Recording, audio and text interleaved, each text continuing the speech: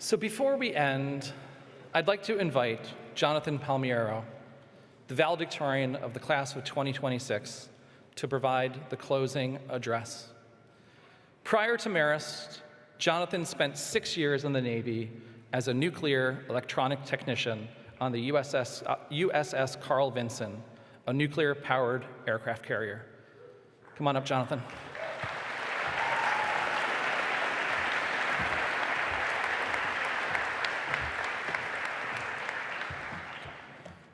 Good morning, and thank you, Dean Snyder. It's a pleasure to be here. It may surprise you to know that I've been envisioning this moment since my freshman year. I've gone through over 100 variations of this speech, not because I was confident that I would earn it, but because I wanted something with which to align myself. What I didn't expect is how much my speech would change over these 4 years, perhaps a testament to how much I have changed. My time at Marist has been transformative. At the culmination of an undergraduate education, I find it humbling to say that the most important thing that I've learned is the extent of what it is I do not know, how broad the limits of my understanding truly are.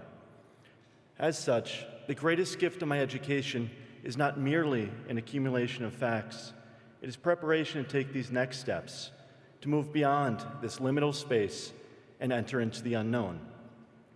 As I look around the room, I consider the unique path that each of us has taken to be here, to share in this moment. Of all the possible realities, this one is ours. So the question now is this: what do we do with this, our shared reality? That is not for me to say. What I can offer is what has brought me to this point, 3 principles I carry with me into the unknown. The first is this: happiness is a choice. 6 years in the military have taught me that circumstance is largely outside of our control, and adversity is a natural component to life. I could still recall the day that our entire crew was assembled in the hangar bay for an announcement. Christmas was canceled, and deployment would begin 2 months early. I can't fully describe the feeling that day, but I can describe my reaction. I smiled. Not because I am insane, mind you, but because I recognized that I had a choice. If circumstance was not mine to control, my reaction was. I chose happiness. The second principle is to use your heart as your compass.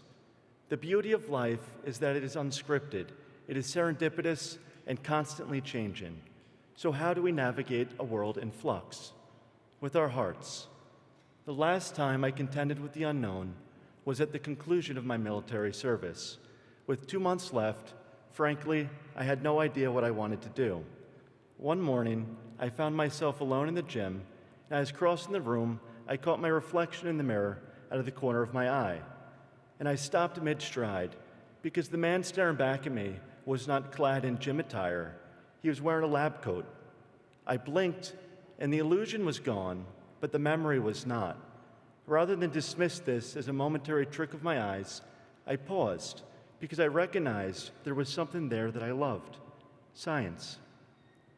That fleeting moment is what began my journey to Marist.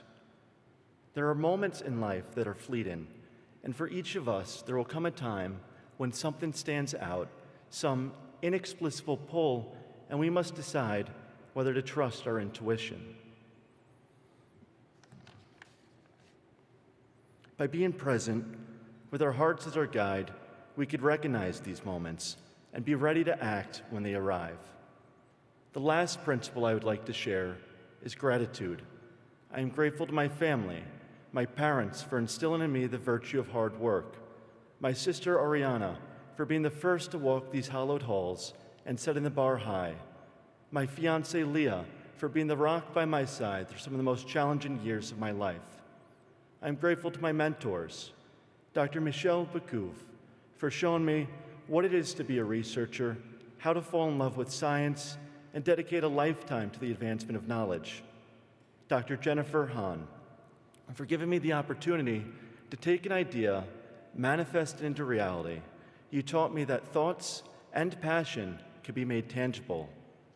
Doctors Elisa Woolridge, Jocelyn Ledoux, and Pat Taylor We've carved this path together, and at a point where I thought I could go no further, I was given that extra nudge, or maybe shove, to keep going, to remain steadfast in my journey.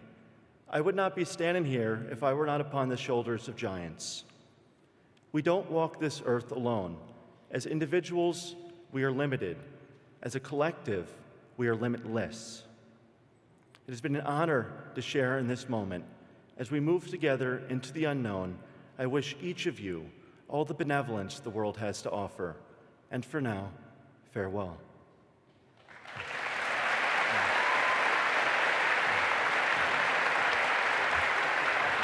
Stay here with me for a minute.